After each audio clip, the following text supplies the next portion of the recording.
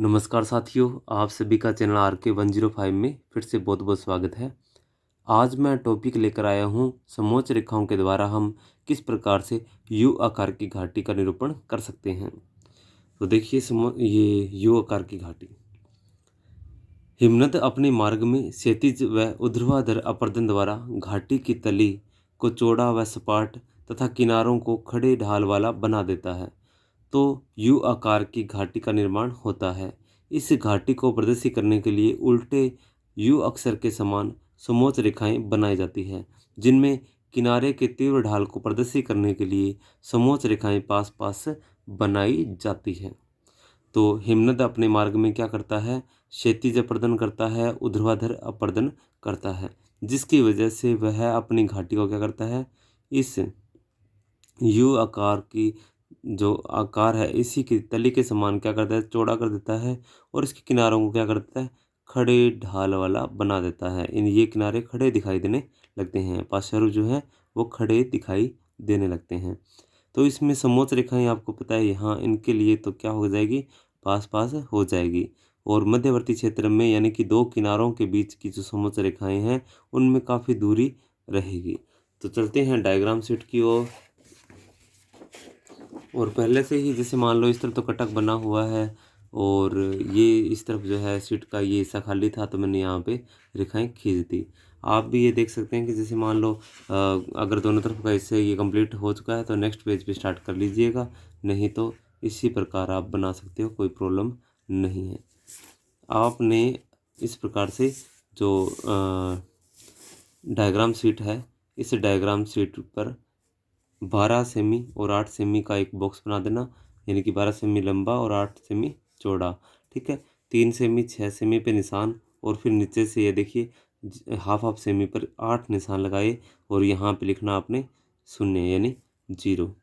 ठीक है, अब यहाँ पर आप कोई भी दूरी, जैसे कि आपने यू आकार की घाटी दिखानी है तो कुछ ऊंचा क्षेत्र जैसे कि मान लो 1100, 1200, 1300, 1400, 1500, 1600, 1700, 1800 मीटर। ठीक है, यह दूरियां आपने लिख दी है। अब इसके बाद में इस पे आपने समोच्च रेखाएं बनानी है जो इस ए बी रेखा पर काटेंगी। जहाँ पर काटेंगी वहाँ से आप विकर्ण गिरा दोगे। अब देखिए समोच्च रेखाएं यहाँ पर किस प्रकार से बनेंगी।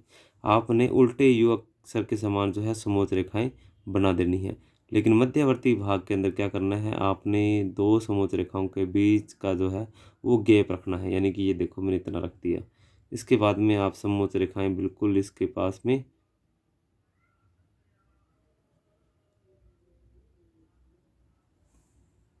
इस प्रकार बना सकते हैं। अब समोच्च रेखाएं बिल्कुल इससे क्या है, पास होती हुई बना सकते हैं। ठीक है, इस प्रकार से समोच्च रेखाएं अब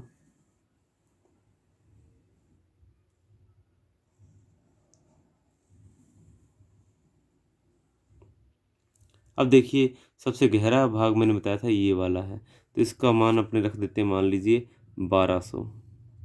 ठीक है, 1200 मीटर के समोच्च रेखा है ये।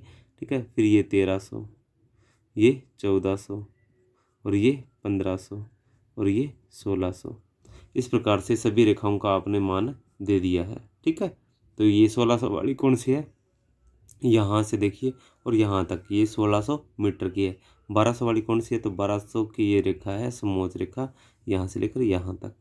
अब इसके मान गिराने हैं इस पर, तो आपने स्केल की सहायता से गिराने हैं। तो ये सबसे लास्ट वाली बाहरी रेखा है, मान है इसका कितना, 1600। तो इसको आप बिल्कुल सीधा जहाँ पर ये ए बी को काटता है वहाँ से विकिरण को गिराना है। ठीक है, कितना, 1600। फिर आपने यहाँ पे 1600 से नीचे कितना है, ये देखिए 1500। इसके बाद में यहाँ से 1400 और फिर इसके बाद में ये देखिए आप इसका मान रखोगे कितना, 1300। कहाँ तक, 1300 तक। और फिर ये लास्ट 1200।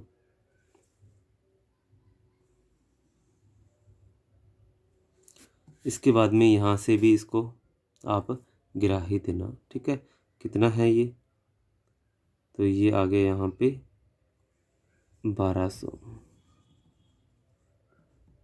1200 को 1200 तक। फिर ये देखिए आप कितना है 1300, बिल्कुल पास में है ये रेखा, तो यहाँ पर भी पास में ही गिरेगी। फिर ये 1400,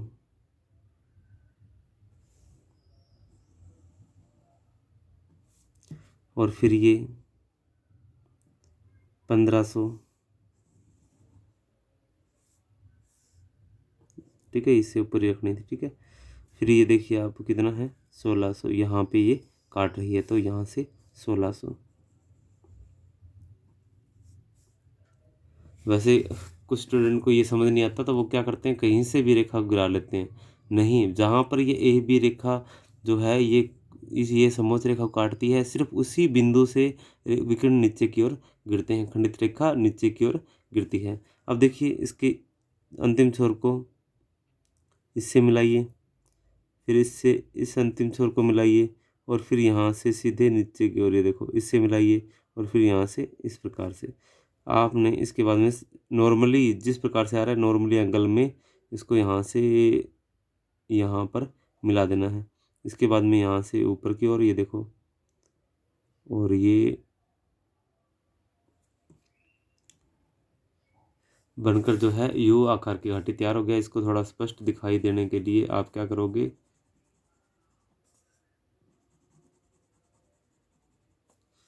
यहाँ इसके किनारे वाले भाग पे बिल्कुल ध्यान से, ठीक है, इस प्रकार से आप इसको, लेकिन अब थोड़ा सा फास्ट, जल्दबाजी में गलती मत करना। तो आपके सामने जो है यू आकार की घाटी बनकर तैयार हो चुकी है। इसके ऊपर यहाँ पर जो है ये हेडिंग आ जाएगी, जिसे आप यहाँ पे लिख सकते हैं यू शेप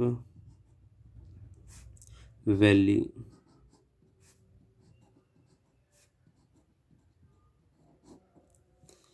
ठीक है, इस प्रकार यहाँ पर टेम्पलेट की सहायता से हेडिंग लिख दें, और ये देखो बनकर आपके सामने तैयार हो चुका है यू आकार की घाटी। तो वीडियो को पूरा देखने के लिए धन्यवाद। मिलते हैं नेक्स्ट वीडियो में।